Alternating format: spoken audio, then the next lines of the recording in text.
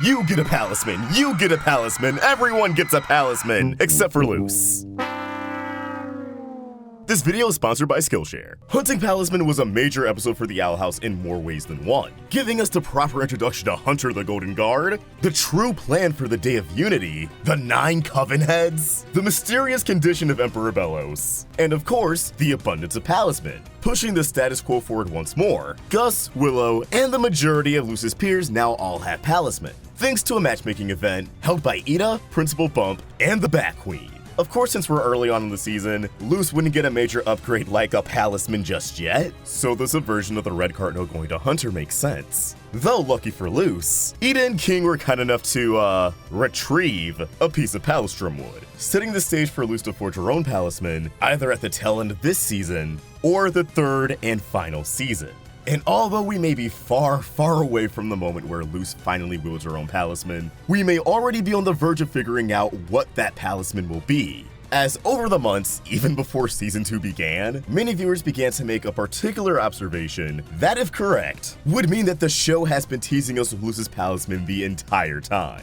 So today, I want to indulge in what has become a community theory, while also tossing in my own 2 cents. Because although I've seen a lot of arguments for why this Palisman would work symbolically, I haven't seen any ideas on where this could fit in narratively, why Luz would carve this particular Palisman, and at what moment. God, it's gotta be dope to carve your own Palisman. If only I had the skills. Skillshare!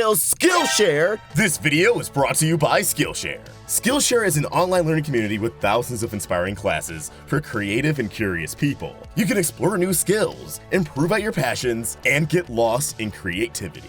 Skillshare offers a large variety of classes, ranging from art to film to game design to video editing to even music. Designed for real life and all the circumstances that come with it. I imagine that, much like myself, a lot of you enjoy watching videos critiquing, theorizing, or just celebrating media, because maybe you'd love to be a part of the magic of making a TV show, movie, or even video game someday. In particular, you want to be involved with its story. So allow me to introduce Storytelling 101, Character, Conflict, Context, and Craft by Daniel Jose Older. This 40-minute course is friendly for beginners as you run through the 4 C's of storytelling.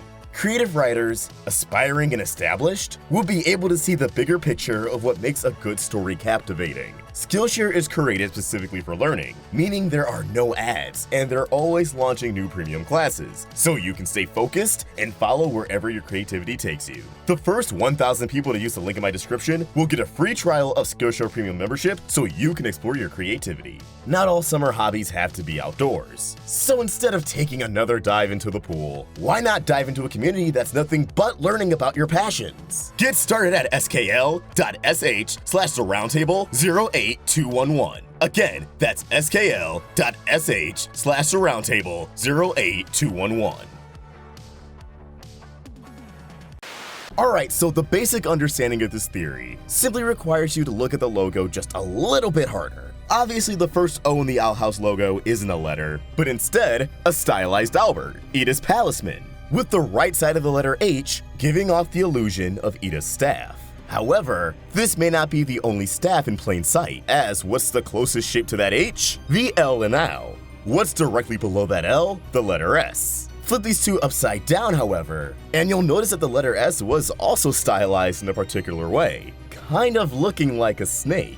And with that upside down L, wouldn't you know it, it looks like another staff.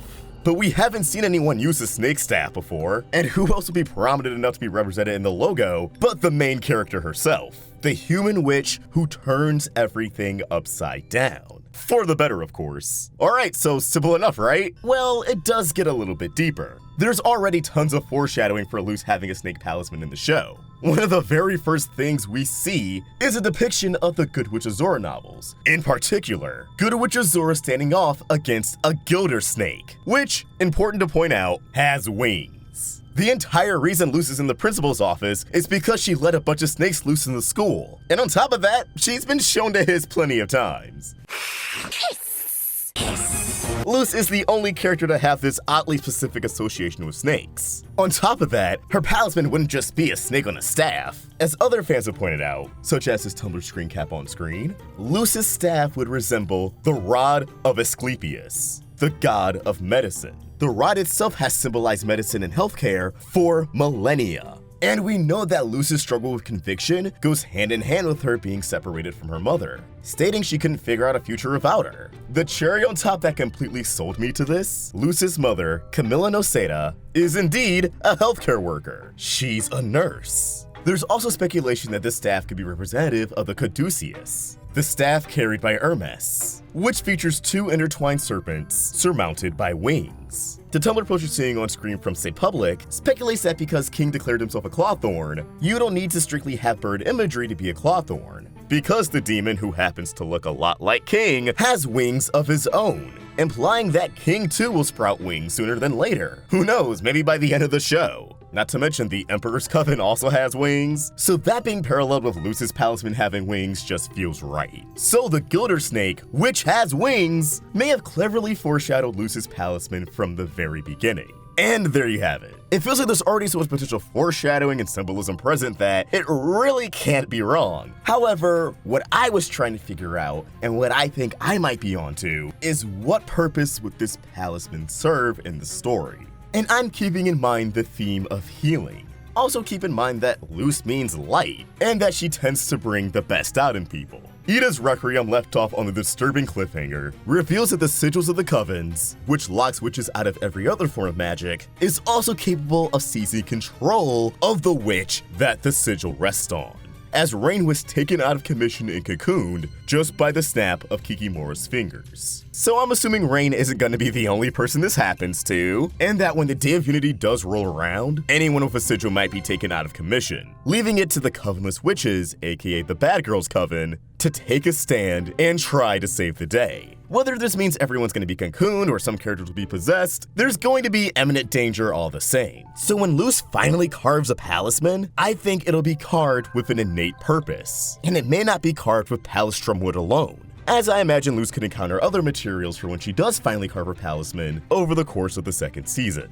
Ultimately, I believe the ability of this Palisman will be to break the Coven sigils, physically and emotionally healing the witches of the Boiling Isles, liberating them from conformity, and allowing everyone to be their true selves. Luz's Palisman, Luz's staff, will be a cure, an instrumental role in taking down Emperor Belos. And that's my 2 cents, the video's over. But as always, I want to know what you guys think. What do you think Luz's Palisman could be? Are you on board with the snake theory? What purpose do you believe it'll serve? Let us know in the comments down below, or tweet your thoughts over at Roundtable Vids, and you can find me at OstricVox. We're also on Instagram. If you enjoyed this video, please sort of like and subscribe to the Roundtable for more great cartoon content. Thank you for watching, and I hope you have an awesome day. See ya!